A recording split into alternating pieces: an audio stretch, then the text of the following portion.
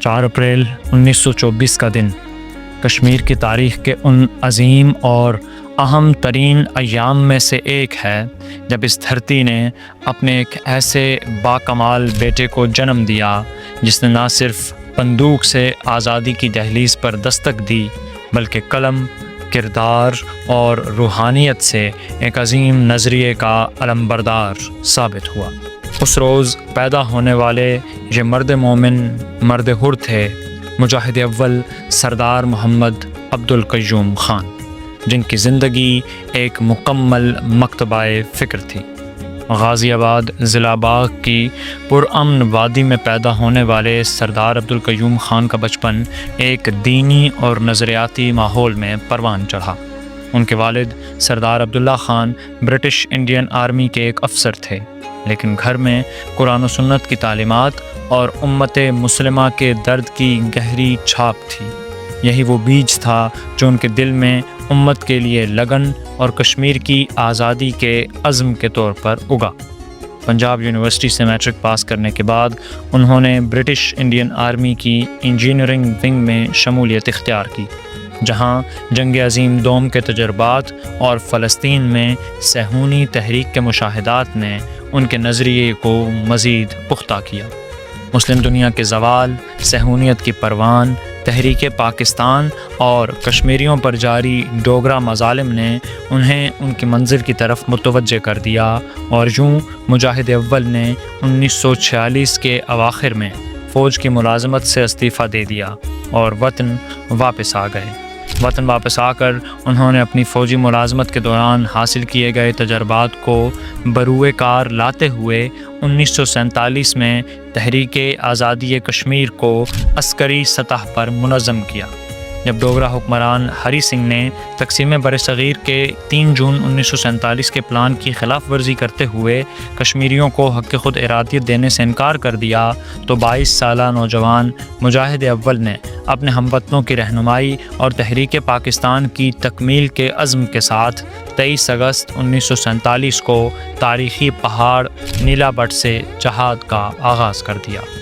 یہی لمحہ تھا جب ریاست جموں کشمیر کی آزادی کی مسلح تحریک کا باضابطہ آغاز ہوا، اور یہی وہ مقام تھا جہاں تاریخ نے سردار محمد عبدالقیوم خان کو مجاہد اول کے لقب سے نوازا۔ وہ پہلا سپاہی جس نے بندوق سے آزادی کی دہلیز پر دستک دی، وہ پہلا رہنما جس نے ریاست کے نظریاتی اور جغرافیائی مستقبل کا تعین کیا۔ اس واقعے کو تاریخی طور پر پنچ بغاوت کے نام سے بھی جانا جاتا ہے۔ کشمیری قوم آج بھی آپ کے اس احسان کی یاد میں 23 اگست کو یوم نیلا بٹ ملی جوش و جذبے کے ساتھ حکومتی سطح پر مناتی ہے۔ نیلا بٹ سے شروع ہونے والی اس جدوجہد کے باعث تحریک آزادی کشمیر کو ایسی جھلا ملی کہ جگہ جگہ کی بغاوتوں کے باعث مجموعی طور پر ریاست جموں کشمیر کا 32,000 مربع میل کا علاقہ آزاد ہوا، جو آزاد کشمیر اور شمالی علاقہ جات کہلاتا ہے۔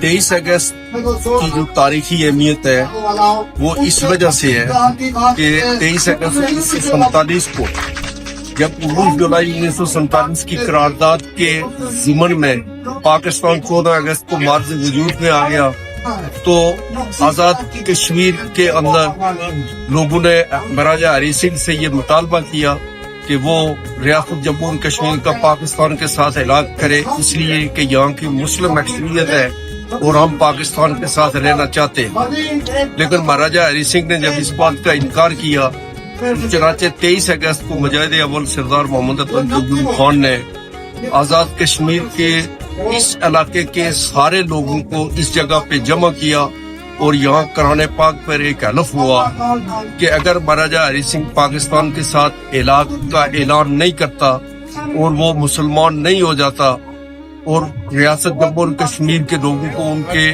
آزادی کے حقوق نہیں دیتا، تو اس کے خلاف علم جہاد بلند کیا جائے گا۔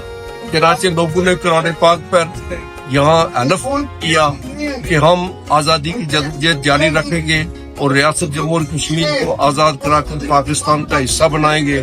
چنانچہ اس عہد کی روشنی میں یہیں سے دلپور تھانے پر حملہ کیا گیا، وہاں جو لوگوں سے اسلحہ جمع کیا گیا تھا وہ چینا اور ڈوگرا فوج کے خلاف جو ہے وہ علوِ جہاد مجاہد اول نے پہلی گولی چلا کر جو ہے وہ بند کیا۔ آزاد حکومت کے قیام کے بعد مجاہد اول نے پہلی آزاد کشمیر بٹالین کی تشکیل کی، جس نے ان کی زیر کمان 6 بٹالین بریگیڈز کی صورت اختیار کی، جو تاریخ کی کتب میں قیوم بریگیڈ کے نام سے درج ہے۔ اس وقت جب رضاکار جنگجوؤں کو آزاد کشمیر بٹالین کے انڈر باضابطہ فوج کی شکل دی جا رہی تھی، تب سردار صاحب کو میجر کے عہدے پر تعینات کیا گیا۔ لیکن 1 جنوری 1949 کو پاک ہند جنگ بندی کے اطلاق کے فوراً بعد انہوں نے فوج کی باضابطہ ملازمت سے استعفیٰ دے دیا اور آل جموں کشمیر مسلم کانفرنس کے پلیٹ فارم سے اپنے سیاسی سفر کا آغاز کیا۔ 1949 کے اپنے سیاسی سفر کے آغاز کے بعد آپ 1952 میں آزاد کشمیر حکومت کے وزیر بنے۔ 1956 میں مسلم کانفرنس کی جنرل کونسل نے انہیں صدر آزاد کشمیر منتخب کیا۔ اس کے بعد وہ 1970، 1985 اور پھر 1990 میں دوبارہ صدر منتخب ہوئے۔ 1951 میں انہوں نے صدارت سے استعفیٰ دے کر وزیر اعظم کا عہدہ قبول کیا، جبکہ 1996 میں قائد حزب اختلاف بھی رہے۔ سردار صاحب کا روحانی پہلو بھی بے حد منفرد تھا۔ ہزاروں افراد ان سے صرف ان کی روحانیت کے باعث جڑے ہوئے تھے۔ ان کی روحانی مجلسیں لوگوں کے اذہان و قلوب کو منور کرتی اور ان کے اندر خدا کا خوف اور امت کی فلاح کا جذبہ بیدار کرتی۔ سردار صاحب کی سیاسی اخلاقیات ان کی شخصیت کا ایک نمایاں پہلو تھی۔ ان کے بدترین سیاسی مخالفین بھی پوری زندگی ان کے کردار پر انگلی نہ اٹھا سکے۔ ان کا دور حکمرانی ریاست آزاد کشمیر کا خوشحال ترین دور سمجھا جاتا ہے۔ اس دور میں حکومت آزاد کشمیر واقعی اس مقصد پر پوری اتری جو 24 اکتوبر 1947 کو اس کے قیام کا اصل ہدف تھا، مقبوضہ کشمیر کی آزادی کی جدوجہد۔ وہ ہر وقت عوام سے ملنے کے لیے دستیاب رہتے تھے۔ کسی بھی کارکن یا عام شخص کے لیے ان تک رسائی ممکن ہوتی تھی۔ یہی وجہ تھی کہ وہ پوری زندگی پروٹوکول کے خلاف رہے۔ انہوں نے مہاجرین کی آبادکاری، تعلیم، صحت اور سماجی بہبود کے شعبے میں قابل قدر اقدامات کیے۔ لیکن مجاہد اول صرف بندوق بردار سپاہی اور اپنی قوم کے سیاسی رہنما نہ تھے، وہ قرآن و سنت کے علم بردار، اسلامی ریاست کے داعی، نظریہ امت کے محافظ اور ایک بہترین قلم کار بھی تھے۔ ان کی روحانیت کا دائرہ اتنا وسیع تھا کہ ہزاروں لوگ ان سے کسی سیاسی، مالی یا دنیاوی غرض کے بغیر صرف روحانی نسبت کے تحت وابستہ رہے۔ مجاہد اول سردار عبدالقیوم خان کی شخصیت جو ہے وہ ایک ہماگیر شخصیت ہے۔ اس کی زندگی کے بے شمار پہلو ہے اور اس میں ظاہر ان کی ذاتی زندگی بھی ہے، گھریلو پہلو بھی ہے۔ ان کی زندگی روز اول سے اتنی مصروفیات کی زد میں تھی کہ مجھے یاد نہیں ہے کہ ہم نے بچپن میں کبھی ان کے ساتھ بیٹھ کے کھانا کھایا ہو، کہیں چائے پی ہو، کہیں کسی محفل میں اکٹھے ہوئے ہوں، اور بالکل سر راہ کہیں ملاقات ہوتی تھی۔ کئی دنوں کے بعد ان کا گھر میں آنا ہوتا تھا، ایک آدھ دن جاتے تھے۔ گھر کا سارا نظام جو ہے، گھر کی جو مرکزیت ہے، وہ میری والدہ محترمہ کی وجہ سے قائم تھی، چلتی تھی، اور اس میں مجاہد اول اپنے عزیز و کاروں کا خیال رکھتے تھے، اٹھتے بیٹھتے تھے، سارا سلسلہ تھا۔ لیکن ایک عام آدمی کی طرح اگر آپ یہ توقع کریں تو مجاہد اول کی ساری زندگی میدان سیاست میں، میدان جہاد میں، میدان کارزار میں اور میدان اسٹرگل کے میدان میں گزری ہے۔ اس لیے ہمارے ساتھ ان کا جو بہت قریبی تعلق ہونا چاہیے تھا بچپن سے، اور جس طرح تربیت کا ماحول ہمیں ملنا چاہیے تھا اور جس طرح ان کی قربت سے استفادہ کرنا چاہیے تھا، وہ بہت اس میں اگر آپ قریب سے دیکھیں تو اس میں بہت فرق تھا۔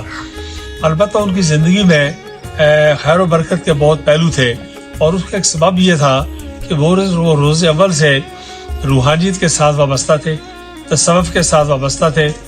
हमारे अपने मुजाहिद अव्वल वालिद मोहतरम, उनके दादा साहब, हमारे दादा साहब, फिर उनके दादा साहब, तो 4, 5, 6 पुश्तों से हमारा ख़ानदानी ताल्लुक़ जो है औलिया अल्लाह और कामिलीन के साथ रहा है। और हमारे घर में बड़े बड़े अकाबरीन, कामिलीन और औलिया अल्लाह की आमद रफ्त रही है। और मुजाहिद अव्वल ने 5-6 साल की उम्र में आधे घंटे के अंदर सूरह यासीन शरीफ याद की उस ज़माने में, और सुबह तहज्जुद के वक्त उठते थे। और बचपन से वो सोमवार और जुमरात का और चांदी 13, 14, 15 का रोज़ा रखते थे, जो सारी ज़िंदगी उन्होंने आखिरी वक्त तक उसको कायम रखा। ज़िक्र अज़कार करते थे, पढ़ते थे, औलिया अल्लाह की सोबत में बैठते थे, रूहानियत के साथ वाबस्ता थे, तसव्वुफ के साथ वाबस्ता थे, चिलाकशी करते थे, और बहुत मुश्किल चिलाकशी करते थे जिसका कोई तस्वर जो है वो एक मुख्तसर सा पार्ट काट उसका अहाता नहीं कर सकता। वो 45 दिन शबरात से ईद तक जो है वो भूखे प्यासे बैठते थे, बैठ के अल्लाह का जिक्र करते थे, सिर्फ चाय या कहवा पीते थे, कोई दवाई, फ्रूट, अनाज, मिलना जुलना कुछ नहीं, 2 इहराम के कपड़े बांध के वो बैठते थे। यही रूहानियत बाद अज़ां उनकी दर्जनों कुतुब में ढलती रही। 5 जिल्दों पर मुश्तमिल फितना इनकार सुन्नत जैसी आपकी अजीमो शान इल्मी काविश आपके इल्मी व रूहानी कद काट का मुंह बोलता सबूत है, जिसमें उन्होंने सुन्नत रसूल के मुनकरीन का इल्मी रद्द किया और इस्लामी शरीयत की बालादस्ती पर जोर दिया। आलमी शोहरत याफ्ता मुफक्किर याकूब हाशमी सरदार साहब की इस काविश के बारे में लिखते हैं कि लोग कहते हैं वेदाज और दीवान गालिब इल्हामी कुतुब हैं, लेकिन मैं कहता हूँ कि मुजाहिद अव्वल सरदार मोहम्मद अब्दुल क़य्यूम खान की फितना इनकार सुन्नत एक इल्हामी किताब है। 1969 में सरदार साहब की इस्लाम और मुस्लिम दुनिया के लिए बेपनाह खिदमात की बुनियाद पर आप राब्ता आलम इस्लामी मक्का मुकरमा सऊदी अरेबिया की कानून साज कौंसिल के मेंबर मुंतखब हुए, जो पूरी कौम के लिए एज़ाज़ की बात थी। मुजाहिद अव्वल ने जदोजहद आज़ादी, सियासत, मारिफत, रूहानियत और मज़हब के उन्वान पर उर्दू और अंग्रेज़ी में मज़ीद दर्जनों कुतुब तख्लीक की, जिनमें कश्मीर बनेगा पाकिस्तान, मुकदमा कश्मीर, अच्छी हुक्मरानी और अल्लाह ताला का फ़ज़ल जैसी अजीम कुतुब शामिल हैं। मुजाहिद अव्वल ने अपनी ज़िंदगी के दीगर तारीख़ी कारनामों में से एक नुमायाँ कारनामा ये भी अंजाम दिया कि उन्होंने कादियानी फ़ितने के ख़िलाफ़ वाज़ेह मौक़िफ़ इख्तियार करते हुए आज़ाद कश्मीर में उन्हें गैर मुस्लिम अक़लियत करार दिलवाया, जिसकी पैरवी में बाद अज़ां वफाकी हुकूमत ने भी यही फ़ैसला सादिर किया। सरदार अब्दुल क़य्यूम खान रहमतुल्लाह अलैह एक सच्चे नज़रियाती रहनुमा थे। वो 2 कौमी नज़रिए के न सिर्फ कायल बल्कि अमली मुबल्लिग़ थे।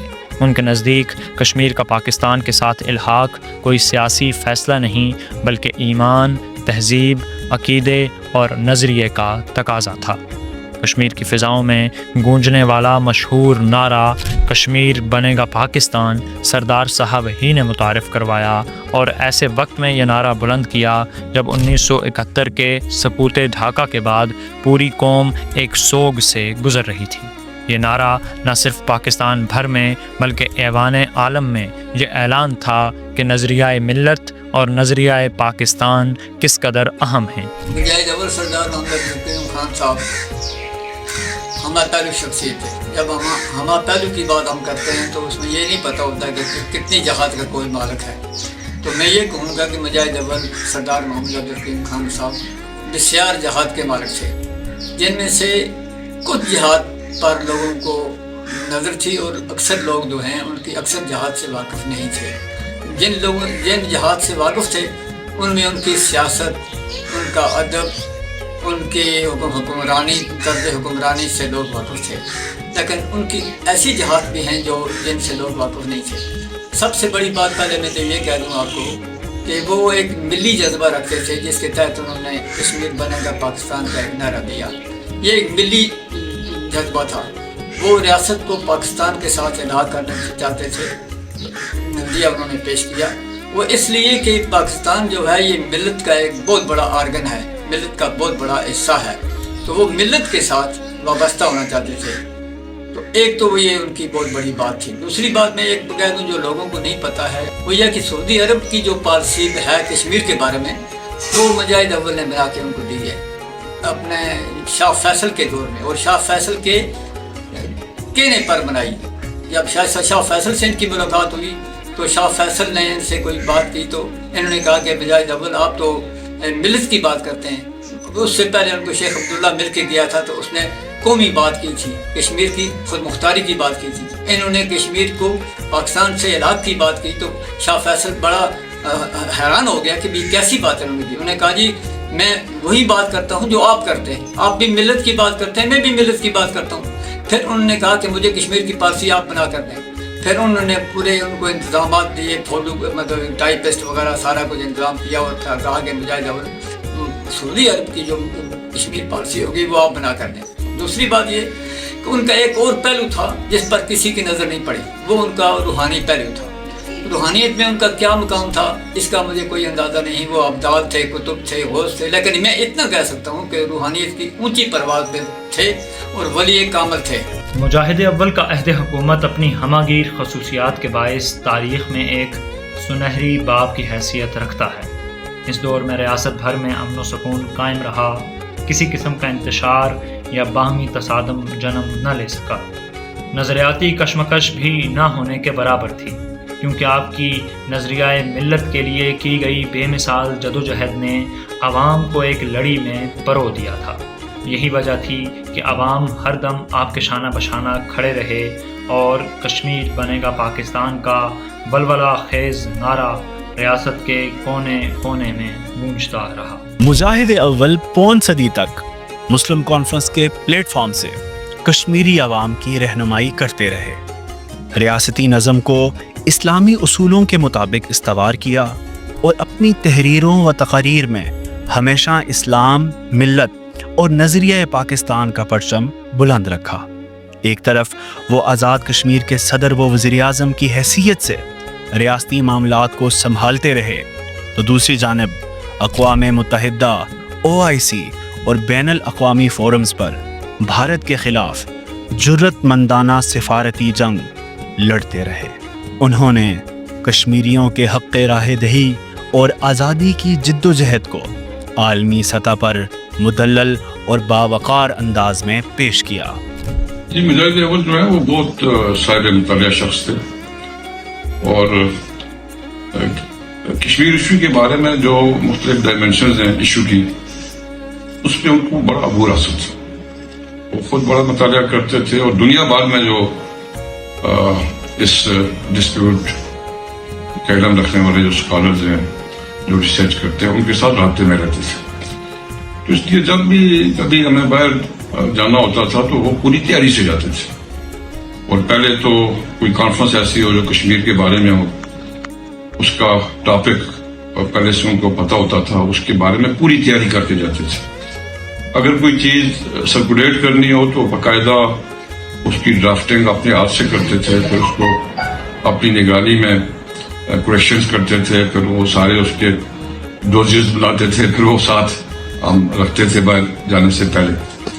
और फिर बाहर जाके जो उनका स्टाइल होता था वो ये होता था कि मुझे याद है कि कई दफ़ा सऊदी अरब में जब हम गए मुख्तलिफ कॉन्फ्रेंस में, तो वो मुझे कहते थे कि पता करें यहाँ के जो डेली न्यूज़पेपर्स हैं इंग्लिश के और अरबी के, मैं उनके एडिटर्स से मिलना चाहता हूँ। और आप यकीन जाने कि कमिटमेंट की बात मैं कर रहा हूँ कि वो खुद पहुंचते थे हर जगह।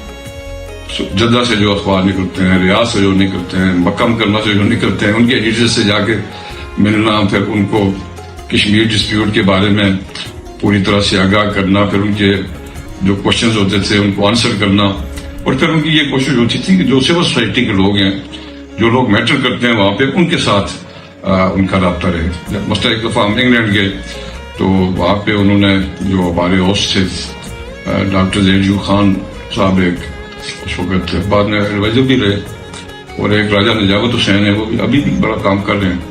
फिर हमारे अपने एक अजीज हैं नज़ीर गिलानी साहब, वो भी UK में थे। तो ये सारे लोग फिर उस वक्त इन्वॉल्व होते थे, और जो लोग वहाँ पे ब्रिटिश MPs हैं, बाकी जो लोग हैं, उनको वो लाते थे। और बहुत सारे ऐसे लोग होते थे जो मसला कश्मीर के बारे में उनकी कोई इतनी समझ बूझ नहीं होती थी, तो उनके जो सवालात होते थे उनको बड़ा कम्प्रीहेंसिवली एड्रेस करते थे। हर जगह उनकी यही कोशिश होती थी कि जो कश्मीर इशू के मुख्तलिफ डायमेंशंस हैं और जो लोगों के जहन में उसके बारे में जो वहमात हैं उसको दूर करें।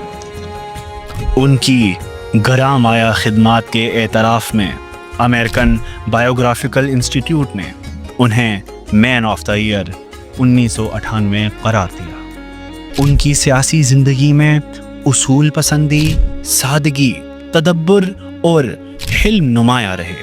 वो नहायत सादा तबीयत मगर बुलंद हिम्मत शख्सियत के मालिक थे। सच ये है कि मुजाहिद अव्वल सरदार मोहम्मद अब्दुल क़य्यूम ख़ान अपने आप में एक मुकम्मल मकतबा फ़िक्र थे। तकरीबन पौन सदी तक रियासत जम्मू कश्मीर के सियासी उफ़क़ पर तुलू रहने के बाद मुजाहिद अव्वल 10 जुलाई 2015 अलसुबह इस जहान फ़ानी से पर्दा फरमा गए। इन्ना लिल्लाहि व इन्ना इलैहि राजिऊन।